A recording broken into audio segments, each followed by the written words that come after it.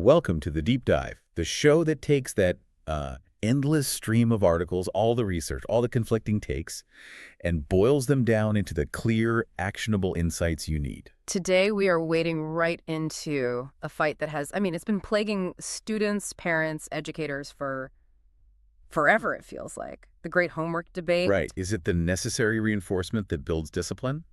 Or is it just exhausting, inequitable, busy work? And if you've ever felt trapped in that binary, that it's either all good or all bad. Should all be abolished tomorrow. Exactly. Yeah. Our sources today, they really offer a way out of that. We've pulled together large-scale meta-analyses, some empirical middle school studies, and really rigorous guides on project-based learning.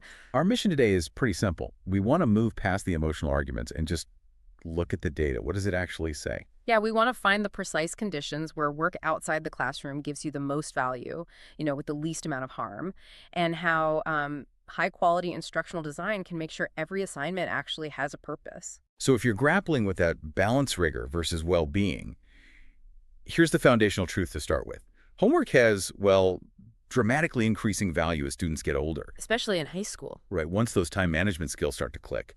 But, and this is a huge but poorly designed work and rigid policies, they create profound problems at any age. So let's start right there with what you called the homework paradox.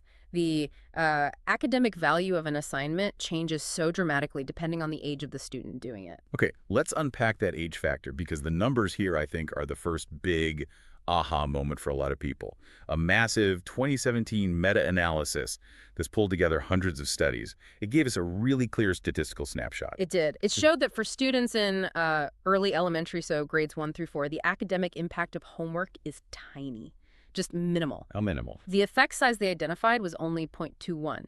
So in real terms, that means the difference in learning between a first grader who does their homework and one who skips it is, well, it's almost negligible. It's barely moving the needle. That's fascinating because so many schools have these rigid policies, right? Daily homework starting in first grade. But you're saying the value doesn't just climb later on. It explodes. It absolutely does. The research shows the value jumps by 95% for students in grades 5 through 8. And then it goes up another staggering 129% for high schoolers, grades 9 to 12. What's going on there? Is it just that the high school material is harder? Or is it something else? It's deeper than just difficulty. This huge spike, it's tied directly to students developing more sophisticated skills. Things like independent problem solving, critical thinking. Okay, so it's less about the worksheet and more about the meta skills. Exactly. Older students can finally tackle complex, multi-step assignments that require them to use resources outside of class. They're learning to manage time, manage scope, and that directly prepares them for the autonomy they'll need in college or a job. So if I'm hearing you right, the sheer volume of homework is less important in, say, grade 4, but that independent rigor is a mandatory hurdle by grade 10. Precisely. Now, even for those younger kids where traditional homework has minimal impact, our sources found something really interesting about what they should be doing at home. Okay. A 2023 study found that for preschoolers, time spent in unstructured play at home was positively linked to self-regulation. And that, in turn, was linked to better pre-reading and math skills a year later. That's a powerful counter-narrative, isn't it? Yeah. The best work for a 4-year-old might just be building a fort, not circling letters. Exactly. It's about building executive function. And even when you do assign formal practice in early grades, the quality is critical. A 2022 study looked at second graders. It compared math homework, which was mostly rote repetition, with literacy homework grammar, spelling. Yeah. The students who practiced literacy at home showed major sustained gains. They were still there 4 months later. But the extra math homework, that typical drill and kill stuff, it didn't really do much more than what they already got in class. Right. It suggests that skills that need varied practice, like writing, really benefit from that extra time. Redundant rote math, often just busy work. Which brings us to the quantitative limit. Okay. There's a ceiling, right?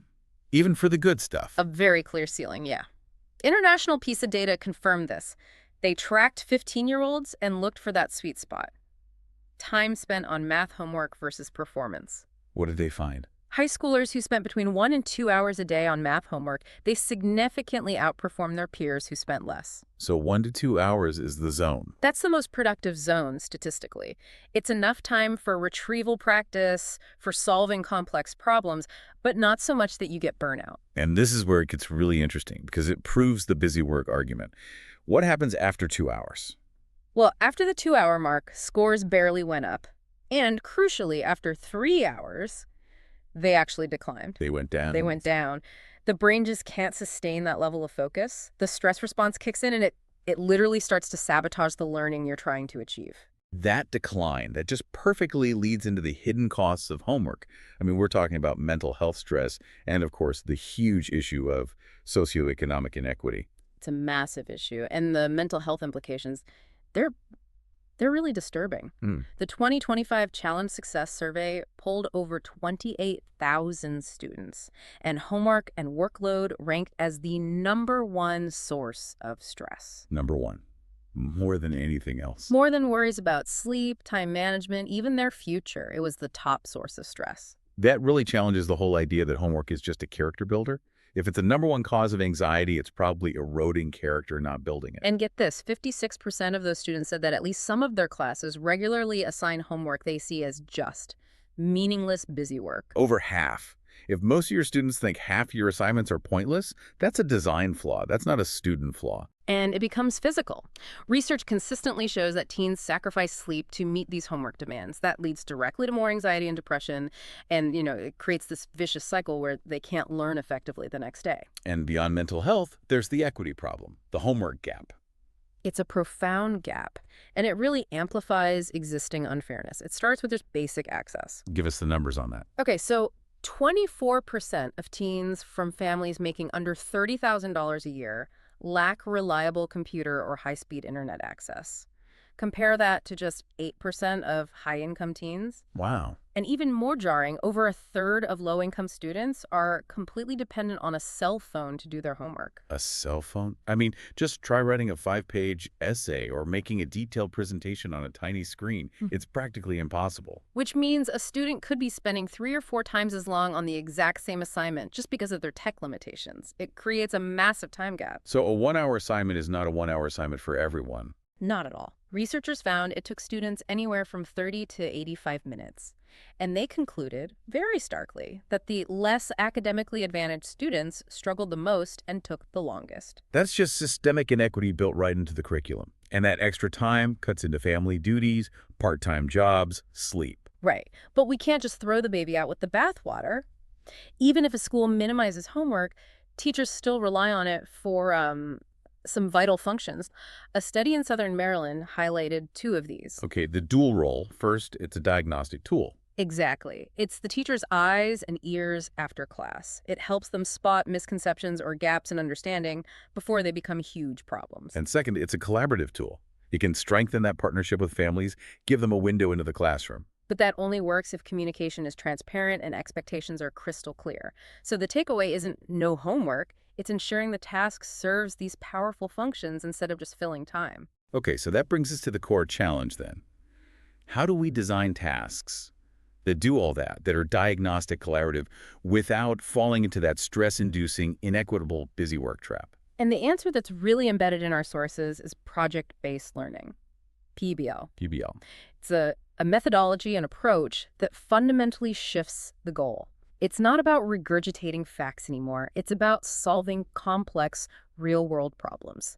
It is, by its nature, designed to center purpose, rigor, and equity. So let's define rigor in PBL, because I think when people hear project, they picture, a poster board with some macaroni glued to it. Right, and this is not that. Rigorous PBL is much more demanding. It requires students to integrate 3 specific types of learning. Okay, what are they? You start with surface learning. These are the I know ideas. Memorizing the definition of, say, a geological formation. The basics. The basics. Then you move to deep learning, the I can relate ideas. So comparing that formation to others, understanding the forces that created them. But the real goal, the thing that makes it all worthwhile, is transfer learning. That's it, the I can apply ideas. This is the difference between knowing the steps of photosynthesis and actually designing a hydroponic farm for your school that works. You're applying the knowledge to a completely new, complex situation. Now, PBL also talks about supporting the whole child through these 4 pedagogical lenses. But, that sounds like a lot for an already overwhelmed teacher. How do we make sure these lenses are actually practical? That's a fair question. But they aren't add-ons, they're foundational. The big one, the overarching lens, is a commitment to equity. This means ensuring the project is asset-based, culturally sustaining. It actively pushes back against a curriculum that only values one perspective. So does this project tap up to every student's background and experience? Exactly. Then you have the next three. There's identity development, which is about helping students see themselves as scientists or historians or engineers. Okay, and student engagement. This just means moving beyond passive listening. We're talking about productive disciplinary engagement, or PDE. It's the real messy, heated debate about data. That's the work, not just filling out a worksheet about the data. And the last one is social and emotional learning, SEL, hmm but a specific kind of SEL. Right, transformative SEL. It's not just about managing your emotions, it's about using those skills to critically look at systems of oppression and address social justice issues right there in the project. So these lenses then lead to the actual design principles, the things that make students want to do the work. They do. The first is purpose for learning. Students have to discover the need to know, the problem to be solved before you dump content on them. Right. If you're learning geometry to design a solar panel array, suddenly geometry has a point. It immediately feels relevant. Then there's authenticity. This means connecting the project not just to what experts do, but to the students' own lives, their families, their communities. Like testing the water quality in their own neighborhood. Precisely.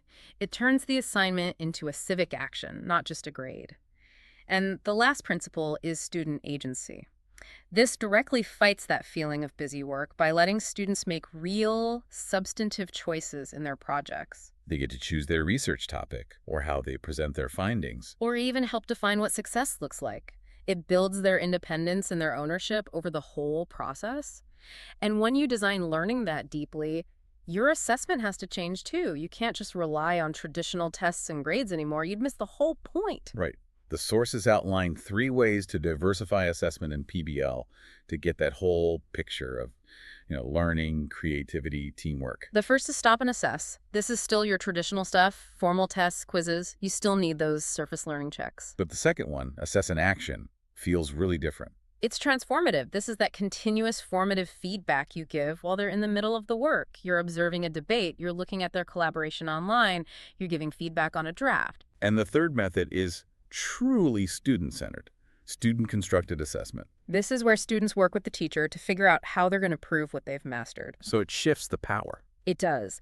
Instead of just taking a test I design, a student might propose to show their understanding of geometric angles by building a physical model and explaining it to me.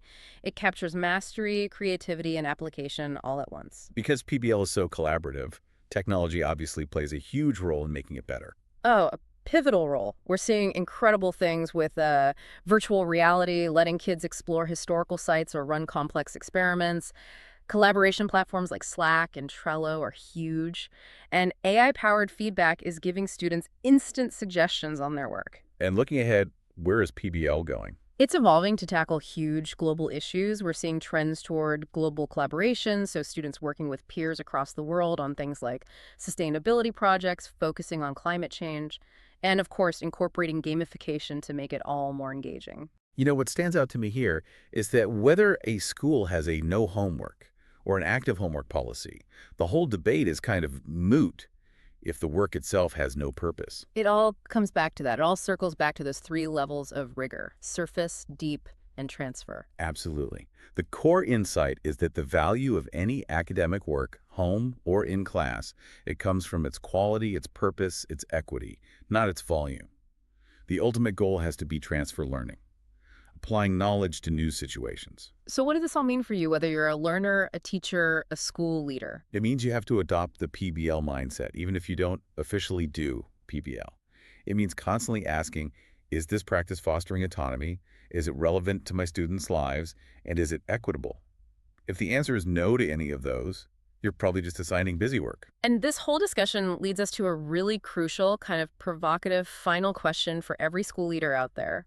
If a learning goal isn't robust enough to justify a real, meaningful project, Or if the homework you need for it is so inequitable that a quarter of your students need special scaffolding just to get it done. does that content truly belong in a modern curriculum? A curriculum that's supposed to prepare every single student for their civic and professional lives. It forces us to question the curriculum itself. Something to think about. We'll see you next time on The Deep Dive.